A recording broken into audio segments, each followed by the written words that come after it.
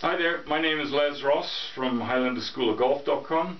I'm sure many of you have studied the swing of Ben Hogan.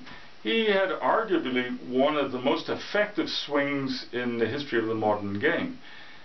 He attributed much of his success, as do many other solid ball strikers, to the fact that he adopts what he calls a wide to narrow to wide swing technique.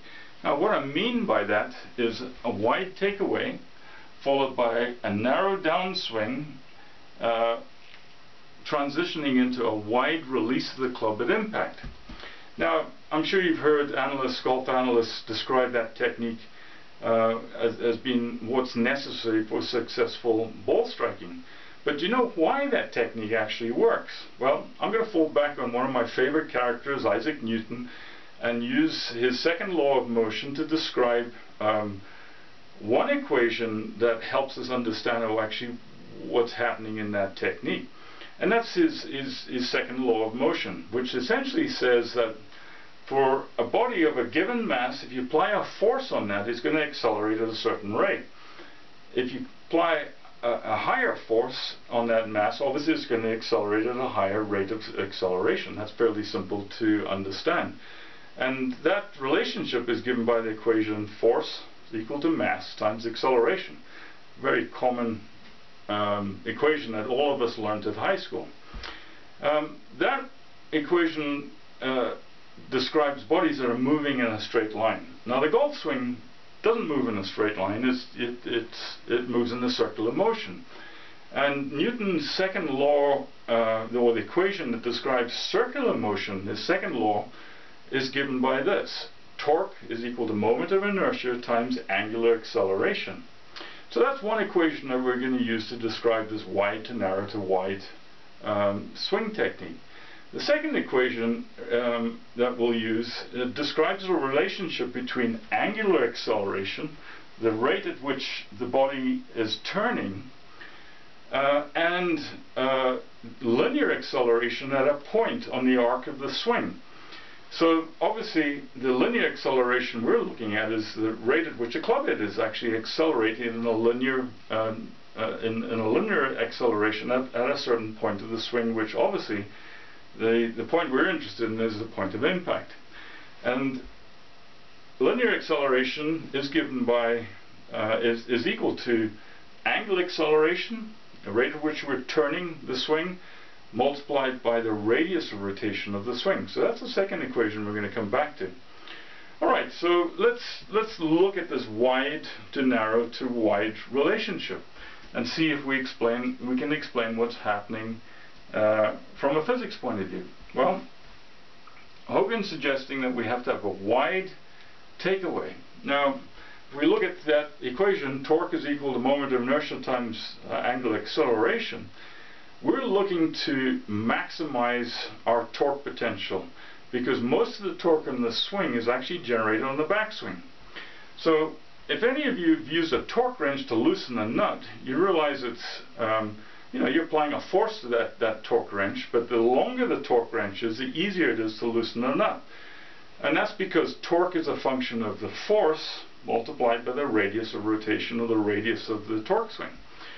Of the torque wrench. So when we're looking at our backswing, the torque wrench of our backswing is actually our left side.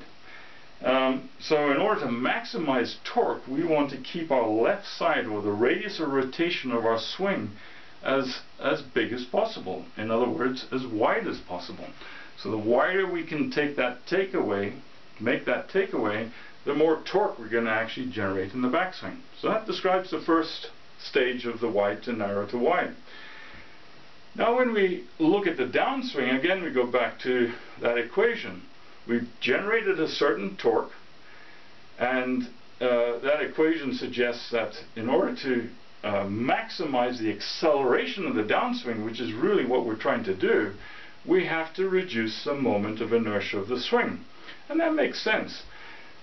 Bodies that have a high moment of inertia are harder to get moving, and the same applies to the golf swing. The more inertia the golf swing has, the more difficult it is to get it moving. So the equation for moment of inertia is given by mass times radius squared.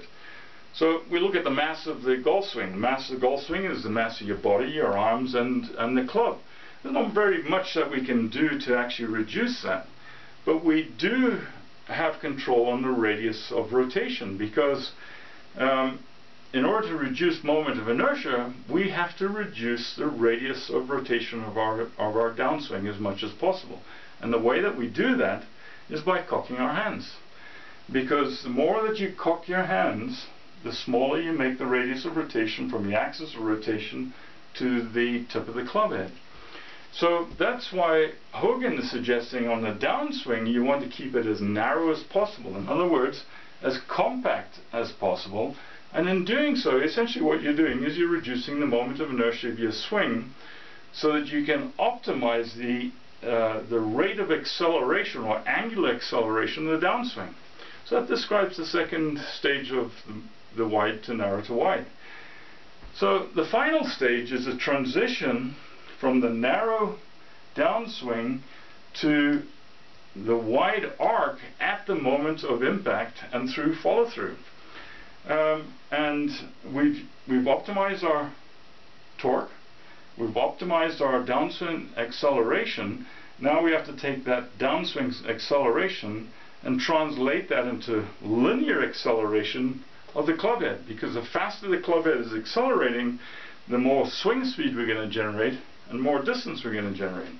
So to describe that relationship, we go to that second equation. We've got our angular acceleration, so in order to maximize our linear acceleration of a point on the club head, we have to extend the swing as much as possible. In other words, we have to increase the radius as much as possible. So at the moment of impact, we want to be as wide as possible just at the moment of impact in order to optimize our linear acceleration to generate more club head swing speed. So that describes the third stage. So Hogan was a great student of the golf swing. A lot of his techniques he adopted without any scientific theory. It was more trial by error. But the success of his swing certainly can be verified just by using those simple equations. So now that you understand the relationship scientifically now to that technique, have a go at this. Wide takeaway followed by a very compact or narrow downswing by using as much hand lag as possible, extending your swing as wide as possible just at the moment of impact. And if you do that, you'll optimize your club head swing speed and distance. So best of luck with that. I hope you enjoyed that, and I'll speak to you again next time. Bye for now.